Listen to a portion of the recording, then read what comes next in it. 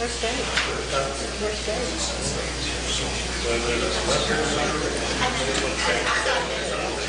That's true.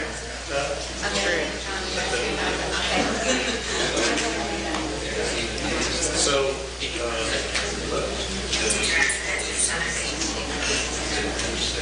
no.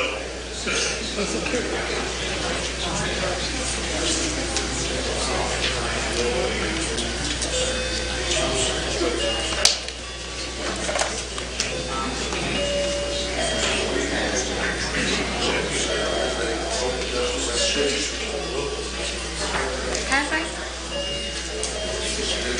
That's what I was just looking at. When is it?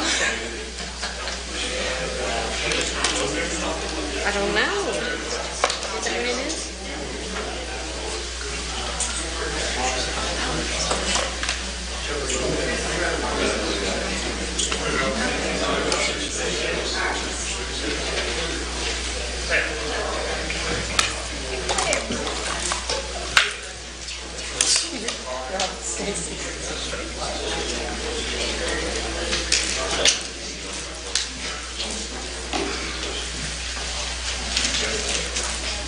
Do you have something that has it on it? No, you don't get paid as soon as anybody notices. Is it an email or?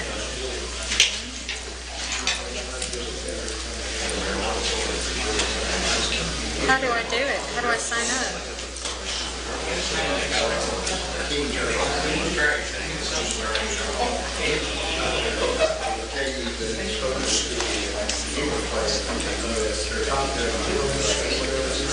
Yeah? You don't know how? Okay, so if I Google KLC, you know what? I'm going to call him tomorrow. Yeah. It'll tell me right here when it is.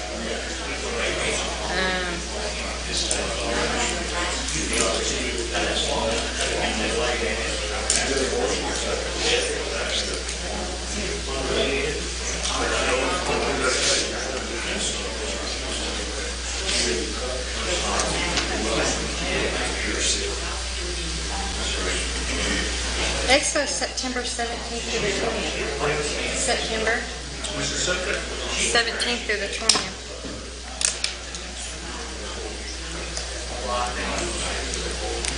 Yeah, in Louisville.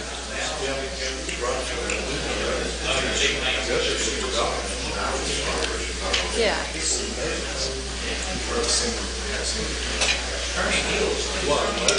It's right here. Marriott downtown. Conference and Expo, KLC Conference and Expo. Small seniors big. Yeah, Louisville Marriott.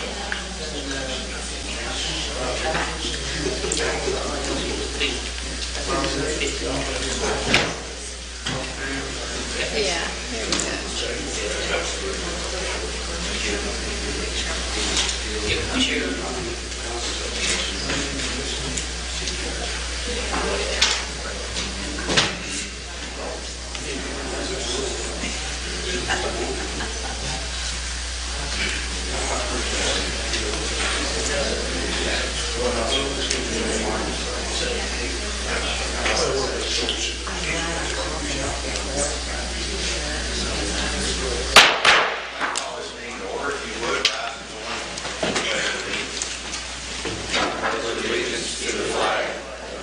States of America and to the republic for which it stands, one nation, under God, indivisible, with liberty and justice for all.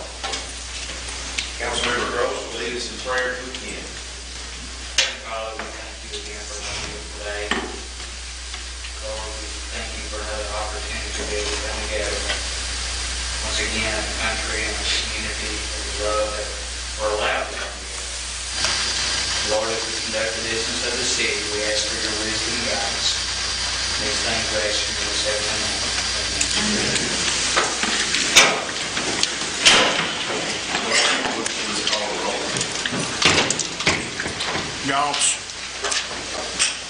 Norris. Here. Neal. Here. Oliver. Here. Honeycutt. Here. Dickinson. Here. Hammer. Kirkpatrick. Here. Lowry. Here. Harris. Here. Witcher. Here again. Gross. Here. You have 9 present. Thank you. We do have a quorum. You should have a copy of the minutes from the June 25th council meeting. Are there any additions or corrections to those minutes? Do I have a motion to approve? Motion. Councilmember Norris, and second. Second. Councilmember Kirkpatrick. All in favor signify by saying aye. Aye. All opposed? Motion carries. Thank you. You also have a copy of the minutes from the special call meeting of July 16th. Are there any additions or corrections to those minutes? We'll entertain a motion to approve those. Councilmember Gross, and second. Councilmember Neal. All in favor signify by saying aye. Aye. All opposed? Motion carries. Thank you. Next on our agenda, we've got a couple of proclamations tonight, and the first of which is Mr. Roger Clinton. He is retired from the airport board, and if you would, Mr. Clinton, come forward. I'll read this and present this to you. We can get a picture maybe with the other members of your board.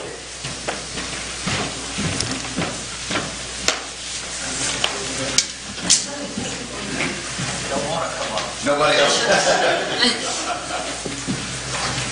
Well, thank you. I'm more than proud to stand with you, Mr. Clinton. Oh, it's standing good. What do you think? How about that?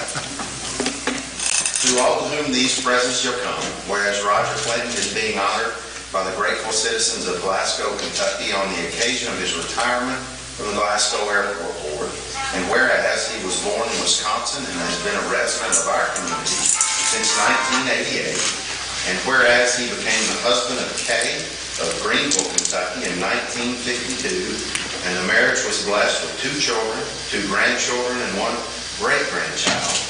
And whereas in addition to husband and father, he served in the United States Air Force as an air traffic controller in Korea and in mainland America. After service in the Air Force, Roger served as air traffic controller for the FAA at O'Hare International Airport and as tower chief at Willard Airport in Champaign, Urbana, Illinois. Upon retirement from the FAA, he received a proclamation from President Reagan. This is small potatoes, but the best we can do. Whereas during his long and productive life, he has demonstrated in countless ways his dedication to the welfare of others during his Air Force years, serving as an FAA controller, supervising others as tower chief, and a faithful member of his beloved Glasgow First United Methodist Church. And whereas he has lived during the most eventful century of this world's history, and in his quiet way has been a force for good and a stabilizing influence of those around him during those years.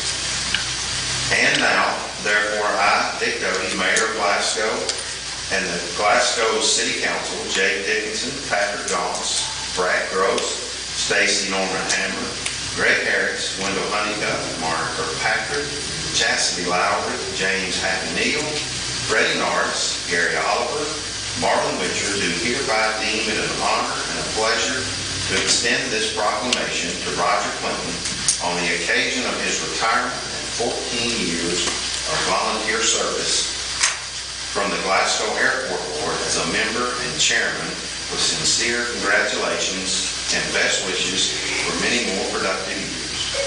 And in witness wherefore, I do hereunto set my hand and cause the seal of the city of Glasgow to be affixed this 23rd day of July, 2018.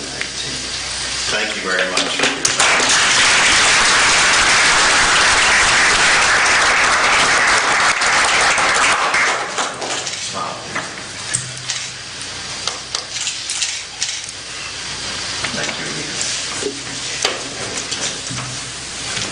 Next, Daniel, if you would.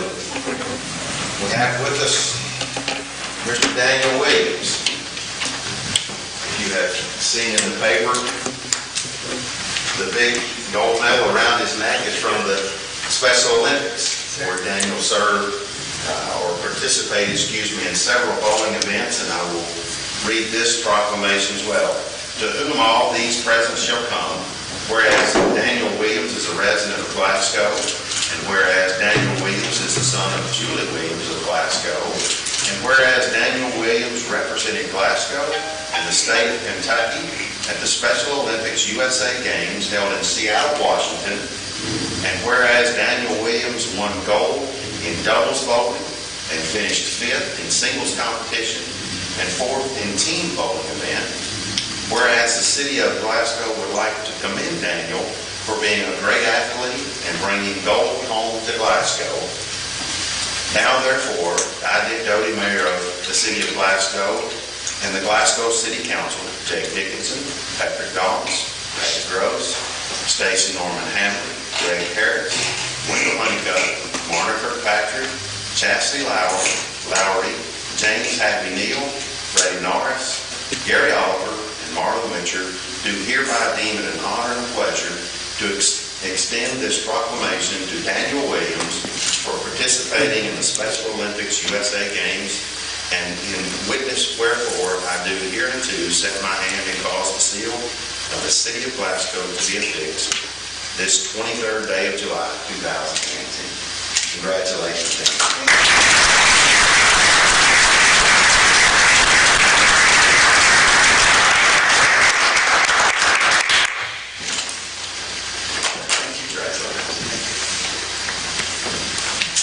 Thank you all for being here tonight, and your family as well, airport board members and supporters of both of these fine individuals.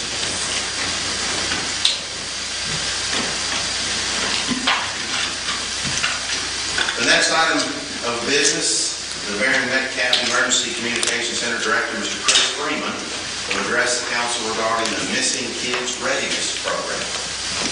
How y'all doing? I dropped you off a little something there. It's a little pill pen I got for you all from the National Center for Missing and Exploited Children.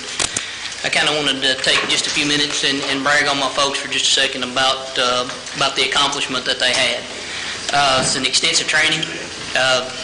In May, I went to a 2-day, totally free event put on by the Department of Justice through the National Center for Missing and Exploited Children in Alexandria, Virginia. They pay travel, meals, everything.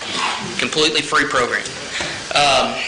And what it did was prepare us as a 911 center to help children in our community who may be at risk, runaway juveniles, children who may be abducted, and the parents of those children, so we can do what we can as a 911 center to get those children back quickly and safely to their family. There's a couple of different groups that are at risk. Our youth today are at risk from many different things from when I was a child. You have human trafficking, online child enticement, all kinds of things. Those are real issues that face even communities like ours. And through this partnership, and through this Missing Kid Readiness Program, I wanted to bring those things back here and start talking to our kids and start mostly talking to our parents about what they can do to get these children found faster.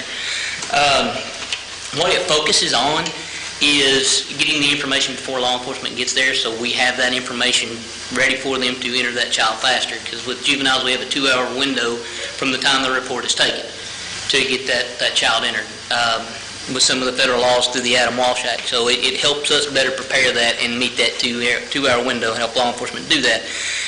One of the big things I took away from it is 83% of children who are in the missing category that wound up dying die within that first hour. And a lot of that first hour is spent by the parents looking for the child. So I got to thinking, one of the things that we needed to do is educate those parents. If that child's missing, don't waste time looking for them. Call us, let us help you, and then we'll look for them together. So one of the things I decided is how can I fix that in our community? So I decided while I was in Alexandria to put on the first ever that I know of in Kentucky and maybe nationwide, the Citizens Dispatch Academy, to cover some of these things that I learned while I was in Alexandria. And it's what to do, how we can get the word out, how to better find those children. We have sophisticated mapping systems and things like that with aerial photos, and most children who wander off, wander to certain areas, special needs children especially. So it will focus on those kind of things where we can send a responder to the house to take a report, and we can send search crews to those areas close to that house to look for that child to cut into some of that hour window on finding them. So those are the things that I learned, and I brought it back to our folks and I challenged them to get it done. They did it in 21 days. It was amazing. We wrote our protocol on how we were going to do it, got it approved, sent it back to the National Center for Missing and Exploited Children. They approved our protocol, and our folks took the training and got it done in 21 days. So they're eager, they're hungry, they're ready to learn, they want to do these things, they're excited about that Citizens Dispatch Academy.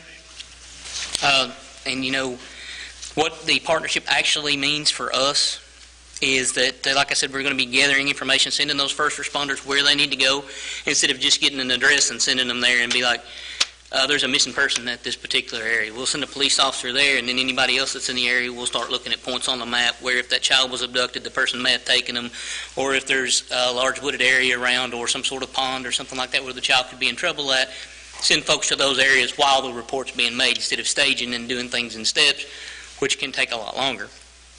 One of the points that I'd like to say also is out of 6,000 public safety answering points in the nation, only 216 of them have this certification, have this partnership. There's 3 in Kentucky. We make the 4th.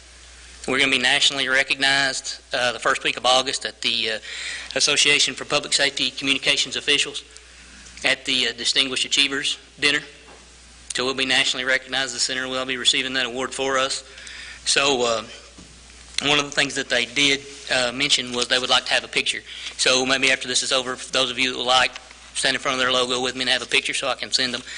They also mentioned with the Citizens Dispatch Academy that depending on how that goes, how we do with our policy and some other things, that we may become a model agency for others to follow in that particular aspect. With this program also comes a quality assurance aspect of it. And that means we poll our missing juvenile calls. We listen to them. I listen to them as a director. I make sure they match that protocol that they set forth. And if they don't, we train on them. So we'll build that into everything that we do and change some of the things that we're doing in the way that we do it with better protocols and such. Last thing I want to mention is the perspective, or a couple of things I want to mention. This is almost the last thing. September 11, 12, and 13 is for that regular Citizens Dispatch Academy, and I welcome you all to come out too. Come out and learn about the 911 Center in your community, where we are now, where we're heading with Next Generation 911, some of the things we're going to be able to do versus what we are able to do. And then I'm doing one the week after that for the parents of special needs children. Tell them what they need to do when they call 911, what to go ahead and have us prepared to handle. Some of the things that we may need to know about the child, dislikes, likes, things that may have the child not trust the responder or the dispatcher or whoever may come in contact with them, which will help us ultimately recover that child faster. And then lastly, we were awarded 3 911 Services Board grants this year, totaling over $200,000. So with that, we're getting a Next Generation 911 addressing tool, which will help us with some map deficiencies that we have. Also, a Next Generation 911 recorder, which will record the text messages when they start here shortly, and also allow for that quality assurance program. It plays everything in a scenario where it can be played back to the dispatcher. They can critique their own work versus our protocols that we're establishing for that. So, and then the third one is the one I'm particularly proud of. It's a rather large grant. It's almost $160,000 in itself, and it will equip our 911 center with fiber optic lines in and out to help us send and receive videos from schools in near real time. So if we were to get that dreaded active shooter call, I could tell Chief Howie's people where that person is.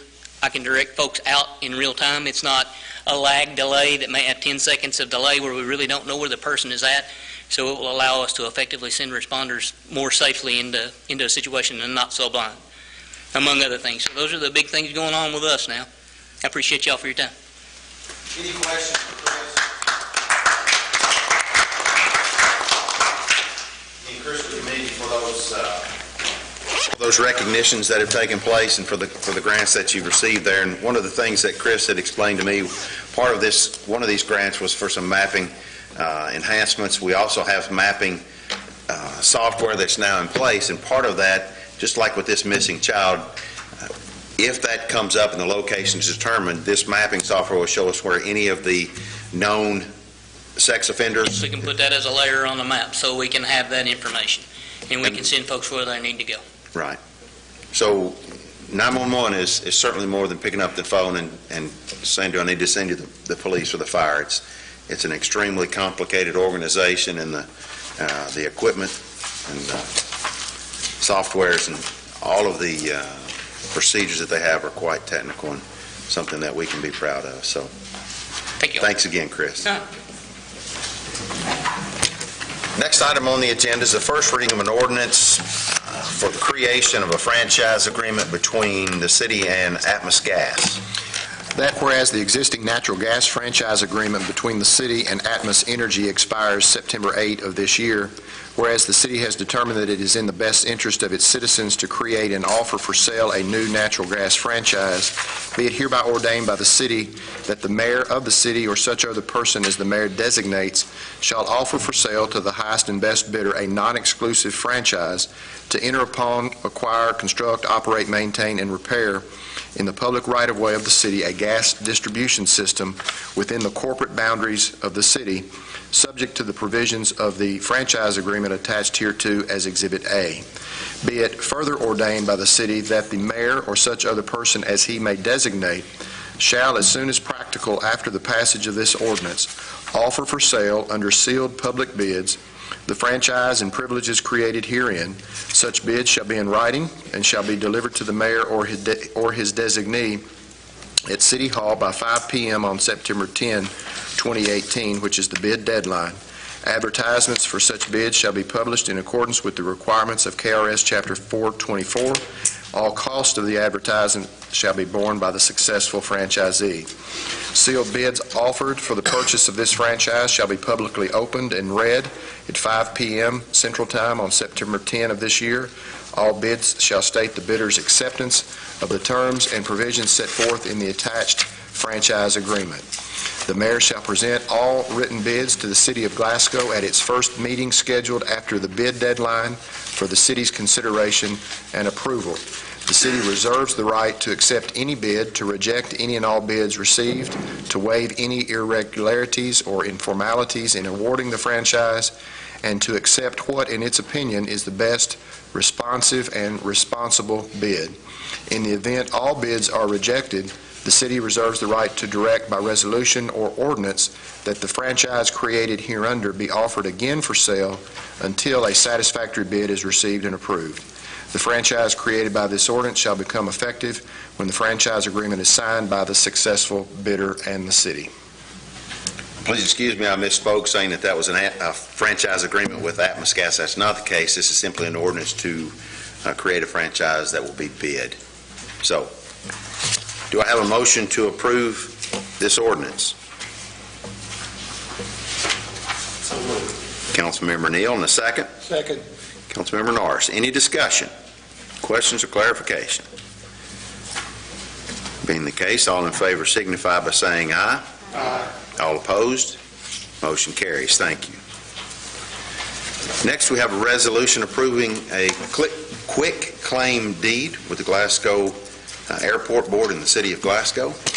Be it hereby resolved that in order to vest title to real estate in the proper name of the owner of the Airport Board, the quitclaim deed from Glasgow Airport Board, also referred to as the City of Glasgow Airport Board and the City of Glasgow Airport Board of Glasgow, to the City of Glasgow, a specimen copy of which is attached to this resolution as Exhibit A, shall be and hereby is approved in all respects. Be it further resolved that the mayor shall be and hereby is authorized and directed to execute the quitclaim deed, as well as a written lease of the property back to the Glasgow Airport Board for its operations. Just to clarify a bit here, this is kind of cleaning up some loose ends. These properties have been owned by the Airport Board and or the city for some time. The deeds were simply in the airport's name, the airport/city's name, Airport Board's name, Airport Authority's name, any number of different entities, and Mr. Gardner, the attorney for the board, found all of these and said to clean all of that up, all of these needed to be deeded to the city. So that'll be a good clean deed, and they'll all be consistent, and then we will enter into a lease of that property back to the airport board. I think there are 4 properties that were stated that there's probably 7 or 8 total that comprise the airport property there. So again, just kind of some loose ends. So do I have a motion to approve this resolution? I'll make a motion. Councilmember Kirkpatrick, and second by Councilmember Gross. Any discussion? All in favor signify by saying aye. Aye. All opposed? Motion carries. Thank you. Next, we have a municipal order appointing Sammy Chambers to the Airport Board. On order of the Mayor, Samuel C. Chambers is hereby appointed to the Airport Board to fill the unexpired term of Roger Clinton, which expires August 1, 2019, and is subject to the approval of the Glasgow City Council. Having heard this order read, do I have a motion to approve? Motion. Councilmember Oliver, and second? Second. Councilmember Lowry. Any discussion? All in favor signify by saying aye. Aye. All opposed? Motion carries. Thank you. Next, I'll entertain a motion to go into closed session pursuant to KRS 61.810, 1 Section C, to discuss pending litigation. Motion. Have a motion by Councilmember Norris and a second by Councilmember Gross. All in favor signify by saying aye. Aye. All opposed? We